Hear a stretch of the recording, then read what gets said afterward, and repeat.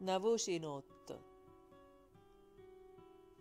Mi sono scetate quattro stamattina.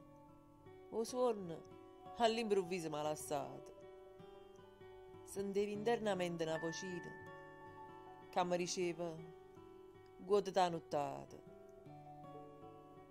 Sono scesa a rindolietta frastornata. Non sapevo manco chi aveva fatto. Farò barcone, la voce mi ha portato. E imbambolato mi ha lasciato là.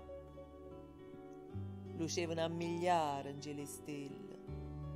Parevano tanti pezzulle d'oro.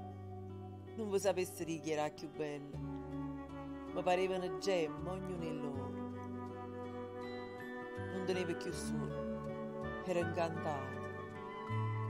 Un colpo di piede freddo in dei capelli mi ha fatto ricordare che ero scetata e che stavo dormendo piccerino. Non so se la voce mi volesse a me. Perché proprio stanotte mi ha chiamato?